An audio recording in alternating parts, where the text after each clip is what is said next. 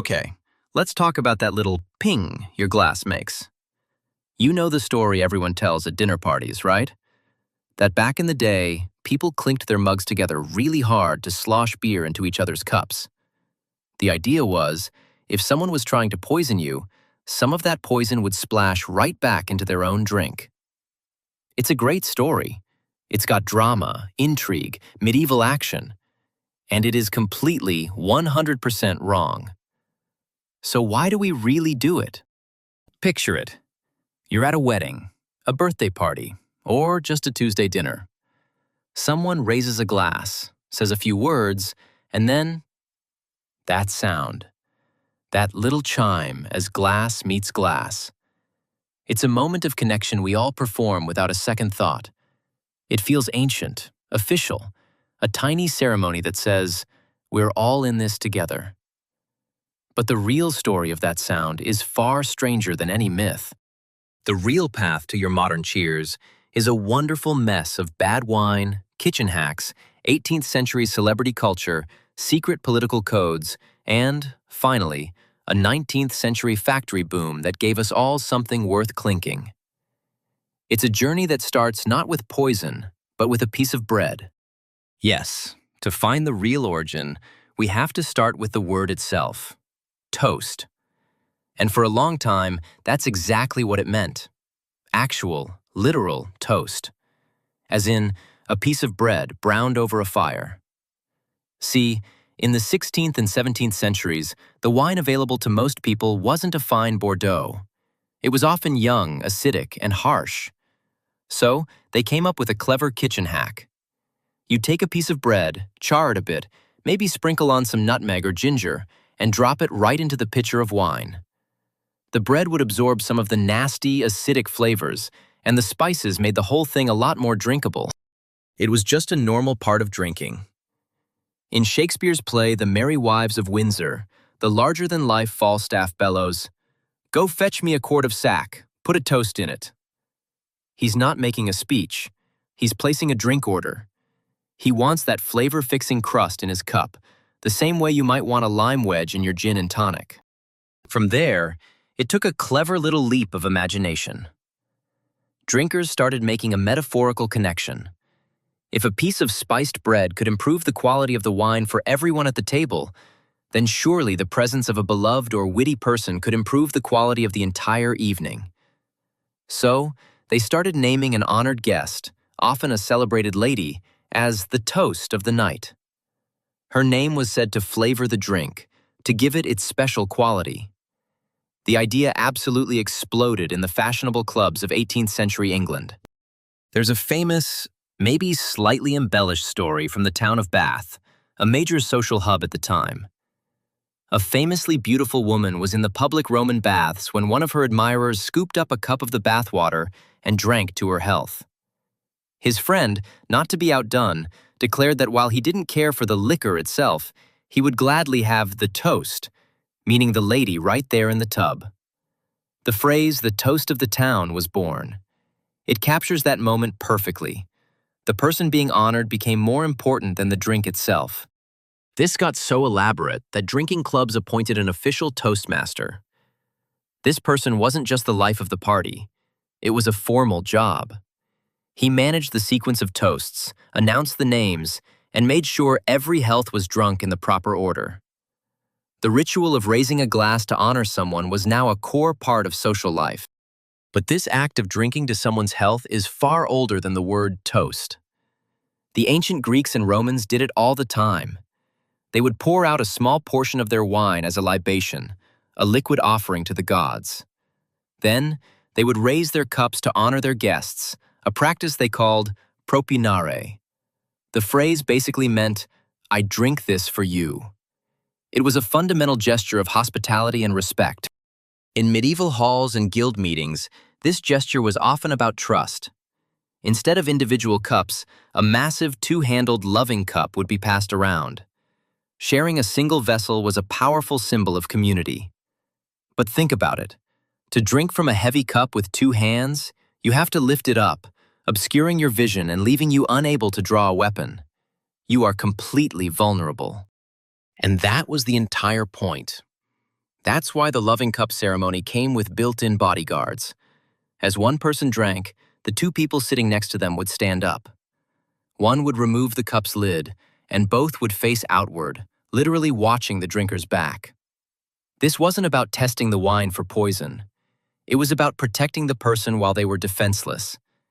It was a ritual of mutual defense, the complete opposite of the poison-splashing myth. By the 18th century, the toast could also be a weapon of politics. Supporters of the exiled Stuart kings, known as Jacobites, devised a clever, treasonous trick. At dinner, they would raise a glass to the king, while subtly passing it over a finger bowl of water on the table. The king over the water was a secret code for their chosen monarch across the English Channel. It was a toast as a quiet little rebellion. So we have the word toast, and we have the ritual of honoring someone. But what about the clink itself? For most of history, that sound was missing. Your average cup was made of wood, pewter, or chunky earthenware, or it was delicate hand-blown glass. You didn't want to risk shattering it. None of these materials produce that satisfying, bell-like ring. The clink is a sound of the Industrial Revolution. In the 1820s and 30s, factories in America and Britain perfected the technique of pressing molten glass into molds. Suddenly, you could mass-produce glassware that was both affordable and durable. For the first time, sturdy, clinkable goblets were no longer a luxury for the rich. They were on the tables of taverns and middle-class homes everywhere. And so, a centuries-old ritual got a brand-new audio track. The act of touching glasses together wasn't about poison. It was a way to physically include everyone in the circle. The sound created a single shared moment. Rim meets rim, and for that 1 second, everyone at the table is perfectly in sync. It's a tiny, satisfying contract. We are equals, and we drink to this together. This idea of a social contract found its strictest expression in Central Europe, particularly in German student fraternities. The ritual of anstoßen, to bump against, was codified. It wasn't just a casual tap. You had to look your partner directly in the eye, clink your heavy stein, say, "Prost!" and only then could you drink. Breaking eye contact was a serious insult. In a culture where young men might face each other on a dueling ground, this ritual was a moment of enforced respect. I see you. You see me. In this moment, we are allies. Of course, not everyone loved this new noisy habit. By the early 20th century, etiquette writers were complaining about it. In her famous 1922 guide, Emily Post instructed polite society to simply raise the glass and make eye contact. No banging of goblets was necessary. The fact she had to tell people not to do it is the best evidence we have that clinking was a relatively new, popular trend, not some ancient mandate. So let's circle back to that poison story. We now know there are no historical manuals telling people to do it. The drinking vessels of the time weren't suited for it, and the most revered ancient traditions, like the loving cup, were designed to prove trust by sharing, not to test for treachery by splashing. The myth is a modern invention, a fun story that just isn't true.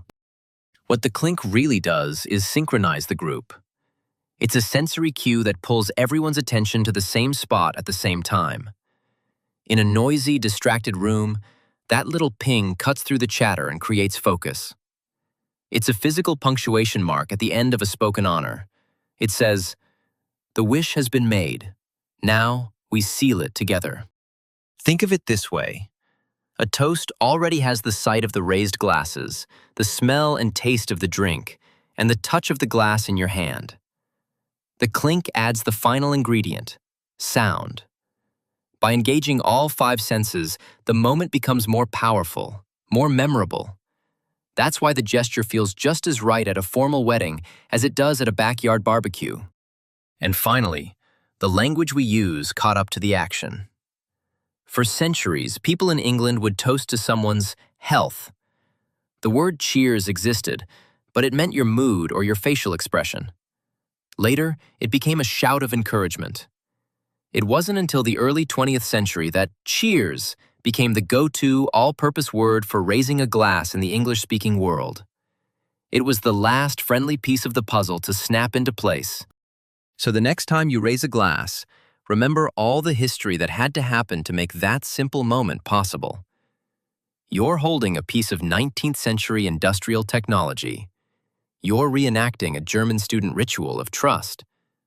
And you're using a word that started as a piece of stale bread dropped in a cup of bad wine to honor a toast of the town. It's not a story about fear and poison. It's a story about finding clever ways to make things better, to show respect, and to create a tiny moment of unity. The clink is a ping that says, "Look up, I see you, we share this." That's the whole trick, and it's a dinner table fact worth raising a glass to. If you like digging into the hidden origins of the world around you, subscribe for more stories about everyday things with surprisingly weird backstories. Drop a like if this made your next cheers a little more interesting. Thanks for watching.